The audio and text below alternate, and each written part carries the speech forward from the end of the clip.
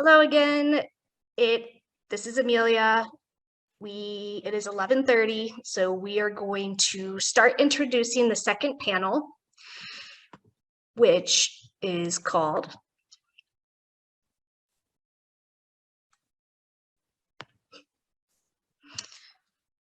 Disability Law Center wants to hear from you. What are your concerns about the upcoming elections? The panelists that we have today are Nancy Murphy, Front Desk and Intake Unit Manager Attorney from Disability Law Center, Tatum Pritchard, Director of Litigation, Disability Law Center, and myself, Amelia Fowler, Voting Rights Advocate from the Disability Law Center. Up top, I am going to hand it to Nancy so that Nancy can explain what the intake process would feel like for those that encounter a barrier when they are going to vote. Thanks, Amelia, and welcome everyone. It's so great to see, to run through the names of participants and so many people that I haven't connected with in a while. So welcome, it's great to see you and thanks for attending today. I use she, her pronouns. I am a middle-aged woman with long dark hair, a sort of turquoise top, and my background is blurred and it's mostly green because there's a very large plant behind me. So I am the managing attorney of the intake unit at Disability Law Center, and I want to just speak for a few minutes about the intake process and what to expect when you contact us. And much of this goes for if you contact us even about an issue that is not voting related, but some of the examples that I'm going to use, I'll keep to voting examples. So for those of you not familiar with us, or those of you who haven't contacted us since October of last year, so we revamped our intake process. We take online requests, there's a form to fill out off of our website. And we also take phone calls. The phone calls, we do not have someone live answering our phones anymore. And so we work on a voicemail system. So you leave a message and then the transcript and that message comes directly to me and I triage all the calls that come in. And when we triage them, we can make decisions about, does this sound like individual advocacy? Does this sound like systemic advocacy with some of the voting issues that we've talked about and the litigation that Tatum's previously mentioned? So we can compartmentalize it a little bit better rather than treating every call the same. They're a little bit different. So there's that online form and then someone can leave a message.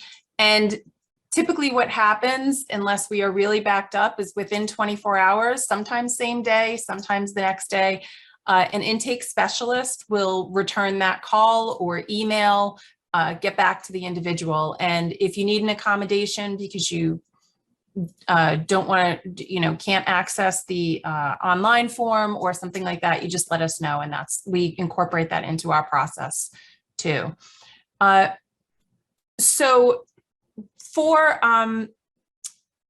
then you would go through the intake process where we could figure out how we could help, what information we can offer you, whether it's for self-advocacy or technical assistance on your rights, or if appropriate, if there's going to be an advocate or an attorney that can step in to speak with you and decide if we have capacity to help in some way.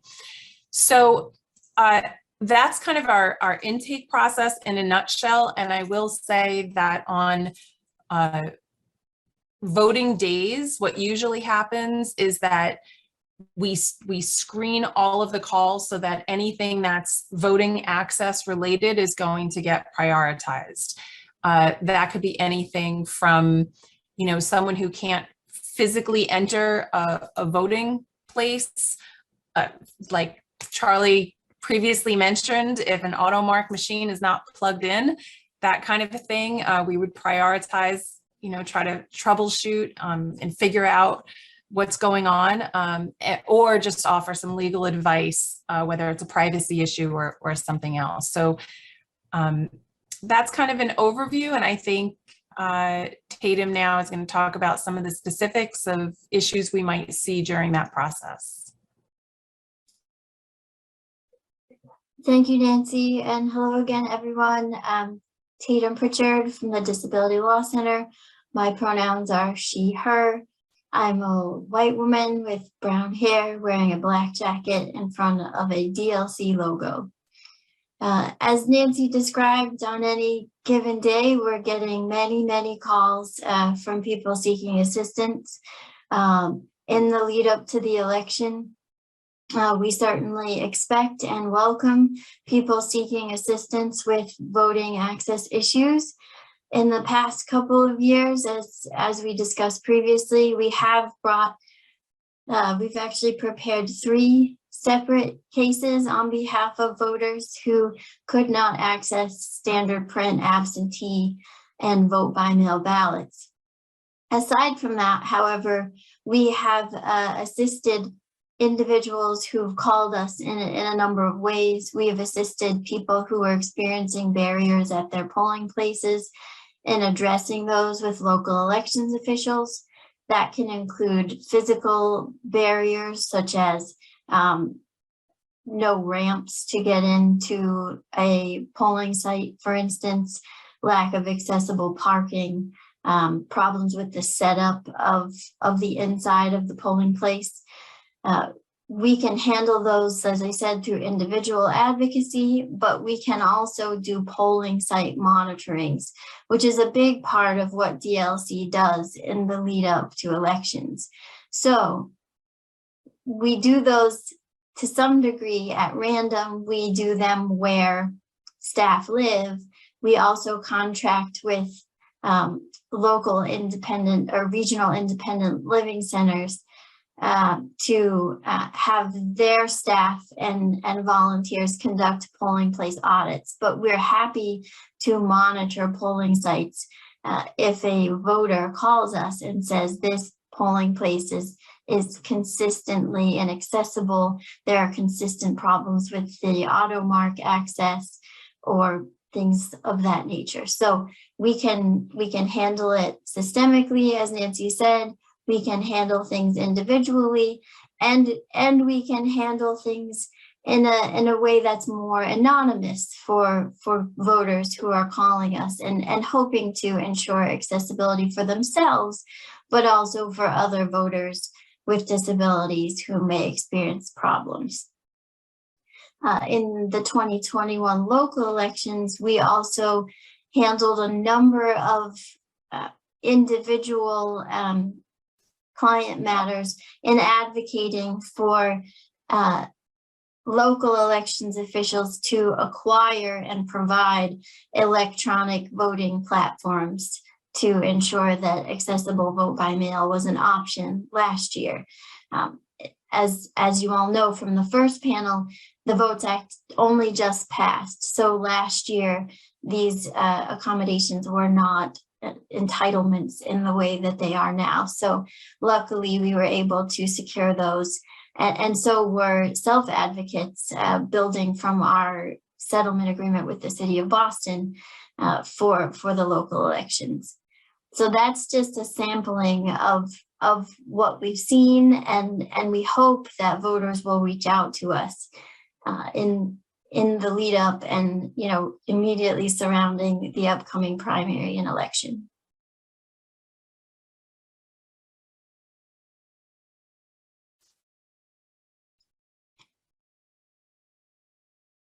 Amelia, would we like to open the floor for people to share any concerns they have or issues they'd like DLC to be on top of? Yes, this is Amelia. Thank you, Tatum. And my apologies if I hadn't made it that clear in the beginning of this panel. We are now taking live questions. I know that y'all just had a bunch of information thrown at you. So if you have questions, now is the time to ask. It is not just limited to questions about the Votes Act, just any concern or question that you have about the upcoming 2022 elections.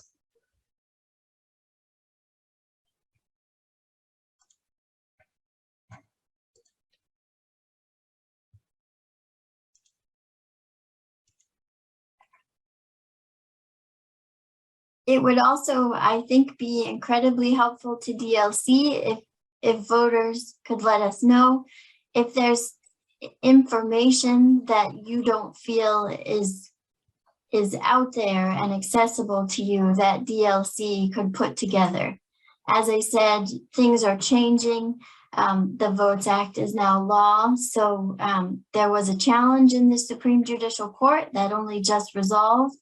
And we are waiting on our efforts with the Secretary of State to get the accessible applications in order.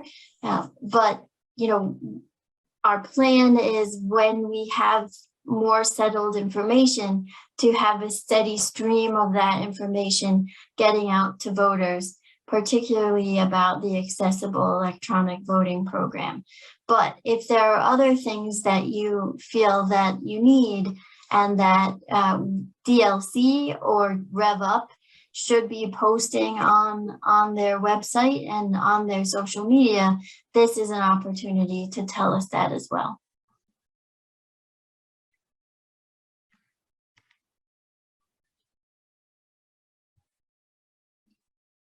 So I see there's a question regarding if a person lives in a remote area, why can't their polling place be closer?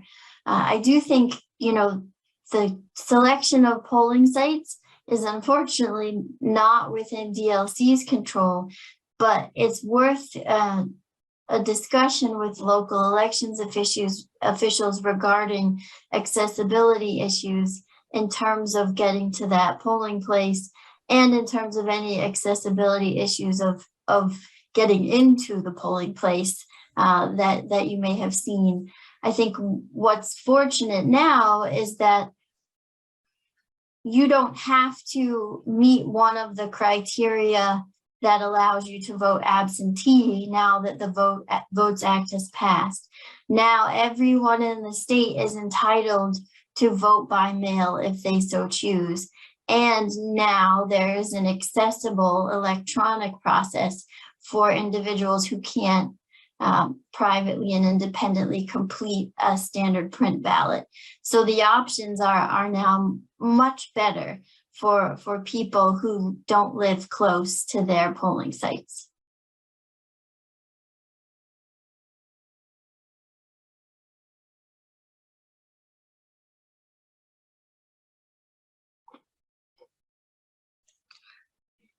Okay, great. Thank you, Tatum.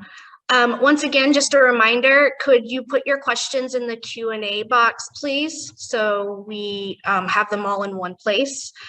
But I do have another question from Kate. It says, does DLC have any advice for local election officials on how to deal with the constantly crashing automark machines? Our election commission thoroughly tests all equipment before and during elections, but they still break down frequently at random moments. I think, unfortunately, that those kind of technical issues are something that we, as DLC, as a legal organization, can't help with. Even I would love to, but I am not technologically savvy enough to deal with outdated equipment. But as you did hear, I think in the last panel, the Secretary of State recognizes that the auto marks are falling into disrepair. And I can share that this has been an active conversation between DLC and other advocates, along with the Secretary of State, that this equipment is in disrepair, that it needs to be replaced, and that alternatives need to be explored. And as Bridget from the Secretary of State's office said, that is something that's on the horizon, and the Secretary of State has informed DLC and promised that the new equipment that's being explored will be tested thoroughly for accessibility, and they will reach out to community members to conduct that testing and to get their feedback. The problem I want to just let everyone know with the auto marks and repairing them is not only are they antiquated, but I don't believe that the manufacturer is even creating them anymore. And I believe it's also hard to come by parts to fix them. So we are, as the comment in the last panel said, you know, we're nearing a bit of a crisis if we don't address this quickly. So I'm sorry I can't help with the repairs, but I think this can serve as sort of a rallying cry for all of us to stay on top of making sure that we identify good new kinds of equipment and get that in place as soon as possible.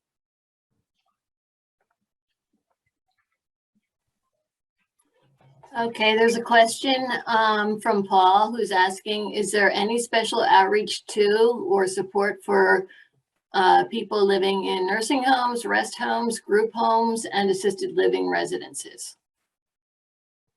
So I think I can start an answer for this one at least. Thanks, Paul.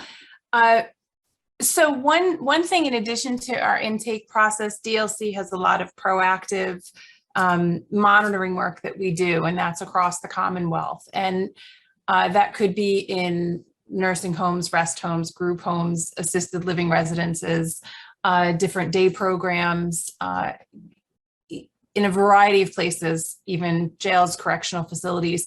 And throughout that monitoring work, we are always assessing voting rights and voting access for people that are eligible and giving people information about their rights. If it's one particular facility or one particular individual, that's something that we could do as part of that monitoring and help that person or work with that facility to come up with a plan, a voting plan. Even if there are constraints, for example, if it's a correctional facility, you know, come up with a plan with them. If it's, for example, DMH licensed psychiatric units, then that's something that on a broader level, we would advocate with DMH to kind of say, okay, there's a big election coming up, what's your plan for all of your units? The same thing for larger hospital systems and things like that. So if you know of either it's a particular person, a particular facility, or a particular group of facilities where this is an issue, you can certainly get in touch with DLC and we'll run it through our intake process, see if we have boots on the ground in that facility already, and if we can address it during monitoring, or if it's something separate that we need to open. I'll just add that for the first time ever in DLC's history since December of last year, we also have a full-time voting rights advocate, Amelia, who you've all met today. And so she's available to provide extensive training and plans on doing so in the lead up to the elections this year to ensure that human rights officers in facilities and other staff members, including at nursing homes, have the information about all of these voting options and about their responsibility to ensure that residents can exercise their right to vote. Yes, thank you, both Nancy and Tatum, for those really thorough answers. Yes, that's me. I'm the full-time voting rights advocate. I have just dropped my email into the chat. Paul, I would love to hear from you. Let's talk offline about any ideas that you have for outreach in certain nursing homes, as an example. And we will absolutely address that as soon as possible. As Tatum mentioned, the state primary is happening on September 6th. And I believe the deadline to register to vote is August 29th. I think that's the vote that's burned into my brain. If that's wrong, let me know, but I think that's correct. So yes, I will be doing a lot more outreach as we get closer to the state primary, so we can make sure that everyone is registered to vote and their registration is up to date, because that is also really important, especially for voters who might move around a lot more, maybe once a year or something, voters who have moved recently, and maybe voters who haven't voted in quite some time. But yes, please reach out to me offline, and we will chat in depth about that. Thank you so much for the question.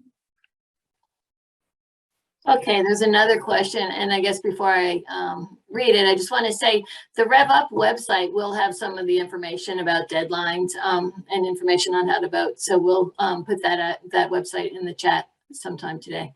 So our next question comes from Amelia, who is not Amelia Fowler. And the question is, how can it become more accessible that people in poor neighborhoods could go and vote for who they want? ?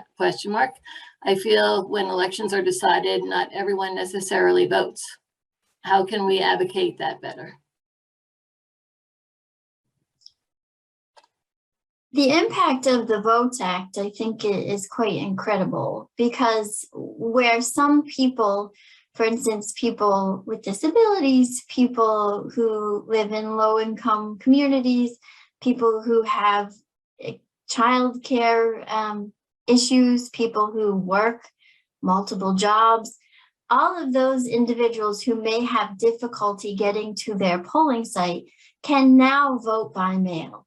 And they can they can fill out their ballot when they have the time, and they can put it in the mail without having to pay postage and have their vote count. So I think the Votes Act is a huge step for everyone in the Commonwealth to making voting more convenient and more accessible. So I think that a big part of the Secretary of State's job, and for all of our jobs as people who value the right to vote, and as organizations who want to ensure that everyone is heard, we just push out that vote by mail is here, it's permanent, and people should be taking advantage of it.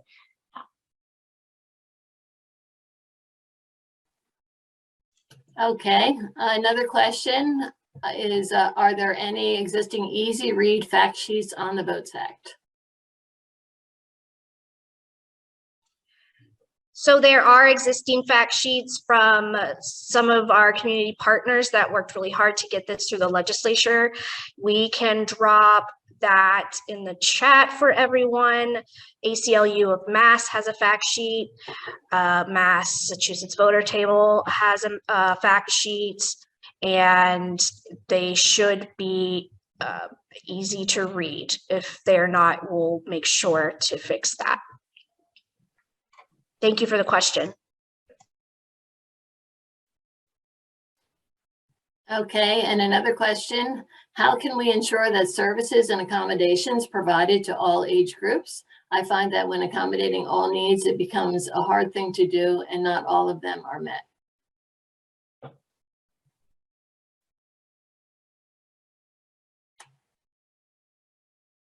I'm not entirely sure if that's specifically about voting or a general issue, because I agree that it is a general issue. But with respect to voting,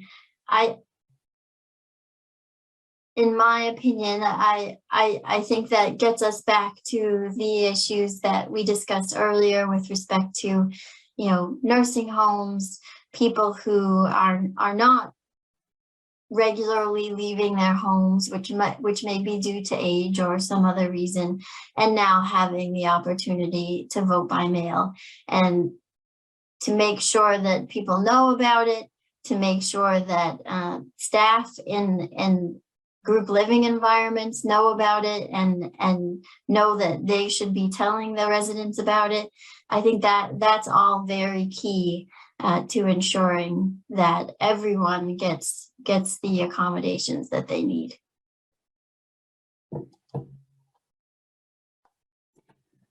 Okay, another question. What are your peers in Texas doing to restore voting rights for all people, in parentheses, voting by mail in Texas?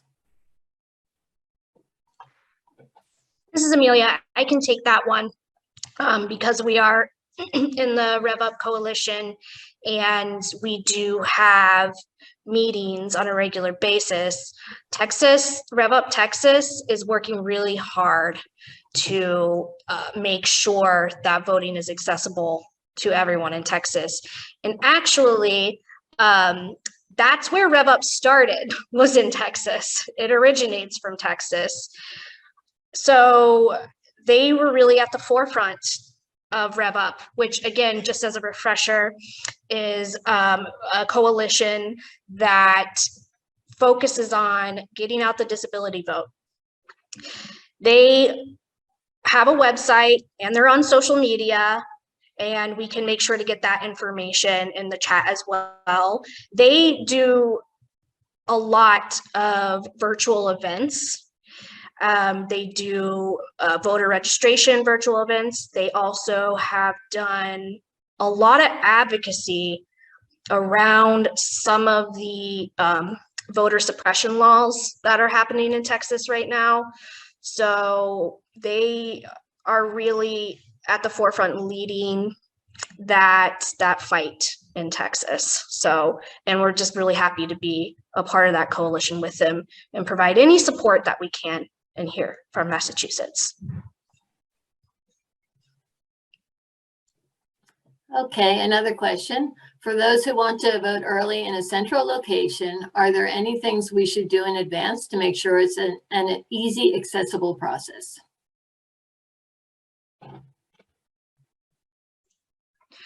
So I can take that one as well. This is Amelia again. Yes, if you are wanting to vote early, I would say first step is make sure that you're registered and that your voter registration is up to date. You can also go to the Secretary of State's website and find where your polling location is from whatever town or city that you live in. And so you will be able to get direct contact information to your elections commission in your town or city. I would say after checking your voter registration status, I would follow up with your local elections commission, and make sure that you know where your polling place is if you want to go in person and vote early. And then your election officials, you can ask them what kind of accommodations that they provide for people. And that will, vary from polling place to polling place, but I can tell you there is an ADA checklist of accessibility issues for polling sites that they have to abide by, and every polling site also needs to have an auto mark that is up and running. But I think to prepare, once again, check your voter registration, get in contact with your elections commission, and make sure that you know where it's at and that they know if you need an accommodation. I think that's a good start. Yeah. Amelia, may I just add? So I have heard about people's experiences in the central voting, early voting central locations.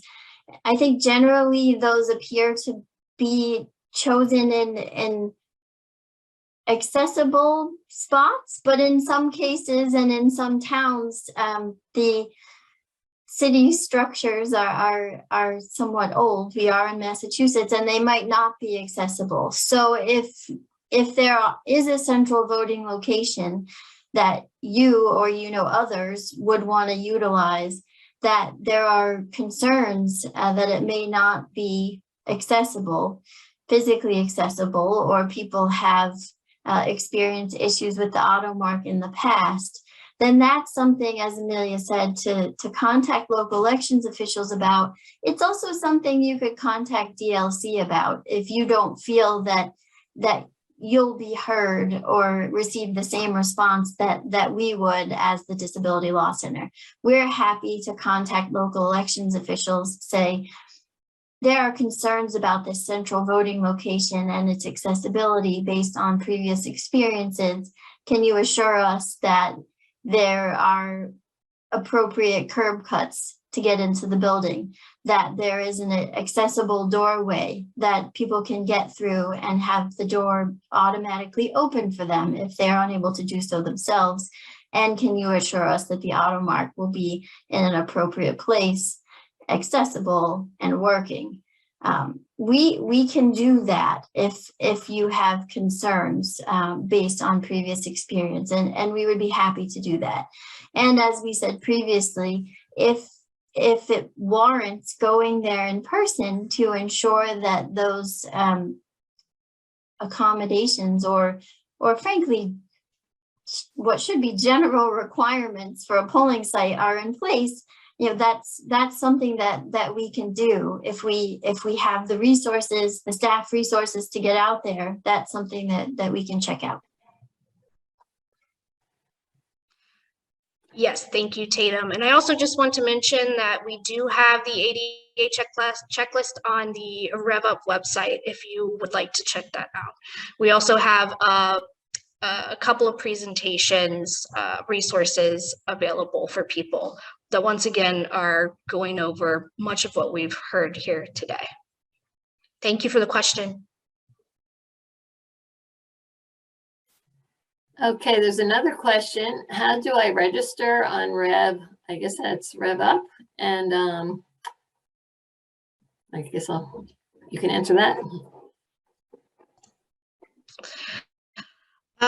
So I believe we do have a link that goes to the Secretary of State's office where you can register to vote, but we have also been dropping that link in the chat various times throughout the conference today. Can someone drop that in the chat again for people who want to register to vote online? And I guess I want to clarify, do you mean register to vote or register to get on our email listserv? Let's just provide both.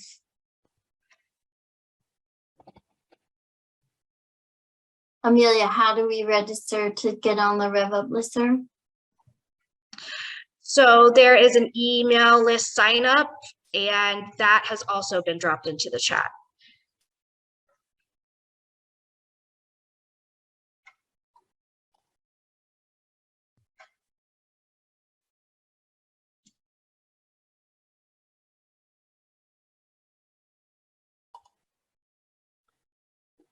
Okay, there's a question off topic. Does DLC have any open jobs?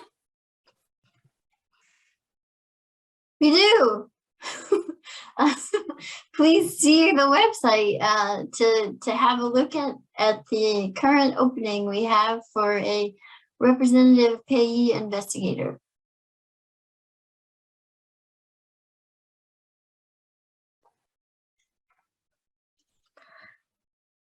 There is not a question, but just an FYI in the chat from Kate Thurman. Just FYI, we in the Cambridge Commission for Persons with Disabilities, CCPD, do site visits to Cambridge polling places to fill out the checklist and ensure accessibility, etc. Happy to partner in any way that would be helpful. I realize that most commissions on disabilities do not have the great fortune of having paid staff with the capacity to do this. Yes, thank you for mentioning that, Kate. And I will also say that we are in close connection with the City of Cambridge and their CCPD and Elections Commission. And if you would like to, if you're on an Elections Commission and you're an attendee and would like to do something similar with DLC, please do reach out to me. I will drop my email again in the chat. You will see it coming up periodically as well in the chat. for the rest of the day. I also, go ahead, Liz. Oh, there are no more questions in the Q&A at this time. Does anybody else want to ask any questions? This is Tatum. I'll take the opportunity since we gave a shout out to Cambridge. I'll also say that Cambridge was one of the cities in the 2021 election that offered accessible electronic voting. There weren't all that many. But shout out to Cambridge, Watertown, Boston, Worcester, Quincy, and West Springfield for choosing to offer accessible options before it was required by the Votes Act, though still required under the ADA. Thank you, Tatum. Yes, big shout out to all of those cities. Okay, I have a question for y'all. Give me a second to find it.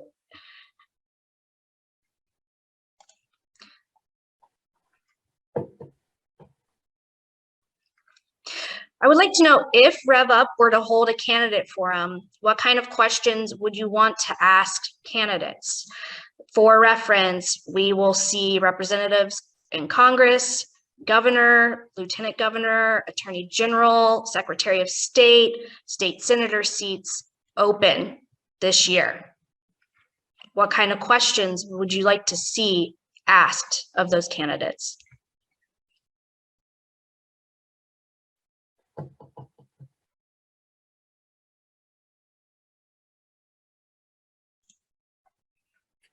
There's a question, do you have a disability? Yeah, I think that's a great question. I also think maybe having a follow-up on whether they have a loved one that has a disability, or they know someone, a friend that has a disability, because they are often walking right alongside them to navigate these systems.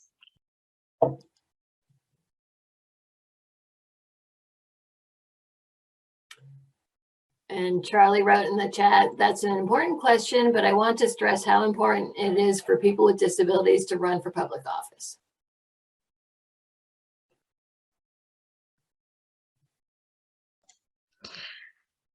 Yes, Charlie, thank you for bringing that up. And I just want to stress on Charlie's stress that it is really important.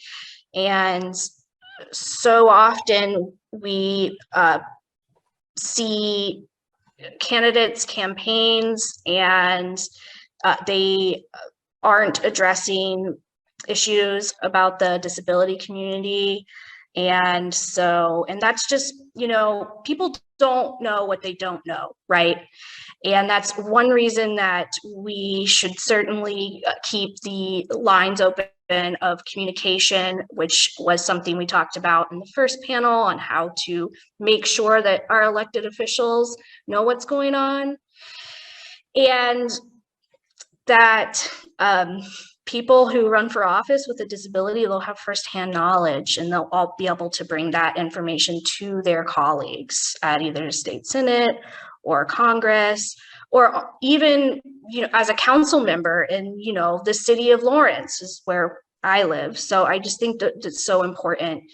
And a really good resource if you do decide to run for office and you're a person with a disability is Rev Up, the national Rev Up website. They have a lot of resources on how to run a campaign that is speaking to the disability community. Okay, so another question is, do you see any problems that the disability communities are facing that you feel needs to be changed? And I guess since you're collecting them, I don't know if you want to respond to them. There's another question. How should local towns in the state respond to mental health calls?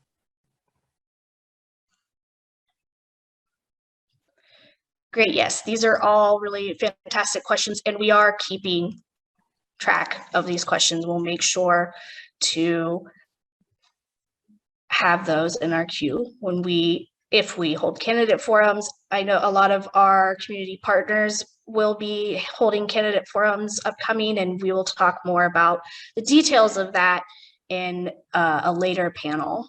But yes, do not worry, we are keeping track of these questions. Thank you so much for all of these really thoughtful questions. It's really important.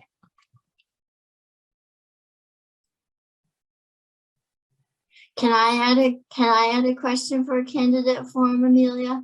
I think a really important issue that affects every part of life is what will they do, if anything, to expand access to affordable, accessible housing?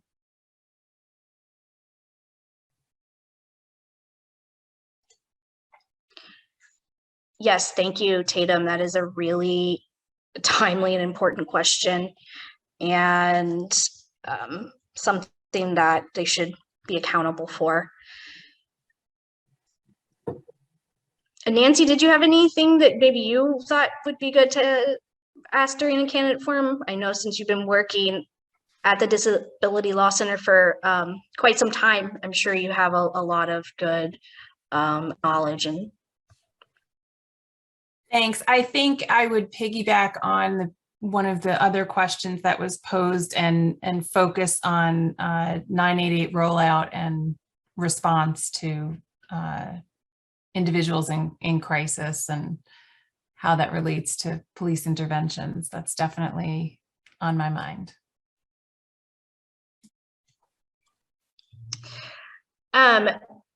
Nancy, I don't know, could you do like a brief overview of what the 988 rollout is, just in case there are people who aren't sure of that? Sure, really briefly, because that could probably be a conference in and of itself. On July 16th, the national helpline for people that are looking for help for self-harming or at risk for self-harming, National Suicide Hotline number rolled into a number called 988. So the idea is that just as someone might call 911 when they need different kinds of first responder assistance, there's an accessible, meaning that an easy to remember number, 988, that is the same as what it was before, which is the National Suicide Hotline, which is supposed to be resources. And it contemplates at this point connecting people with crisis intervention and different services. It is not the mental health equivalent, or not supposed to be the mental health equivalent of 911. It's really just the hotline that now changed its number. And the shortest version of all of this is that different towns and localities are rolling it out in different ways. Some are connecting it to 911 response. Other towns, for example, Northampton and Amherst, are creating completely different models that don't include law enforcement at all. So it's not uniform. The response and the implications are different throughout the state. And so that's one of the things that I'm particularly interested in if I was asking someone in this forum, in a imaginary forum. Okay, and we have one last question, I assume, because we're going to break for lunch. Madeline writes, I am potentially interested in running for public office at some point in my career. Can you please provide the link to the resource you mentioned before on running a campaign as a disabled person? I'm not quite sure what I'm looking for in my Google search. Thank you. Absolutely. Thank you so much for that question, Madeline. We will make sure to connect with you and get that information to you. I'm really excited to hear that that's something that you're considering. Great. So it's 12:15. So we are going to break for lunch.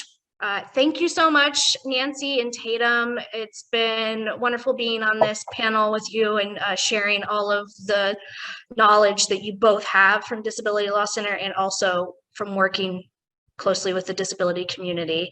I really appreciate it and appreciate your time. We, as I've said, we're going to break for lunch.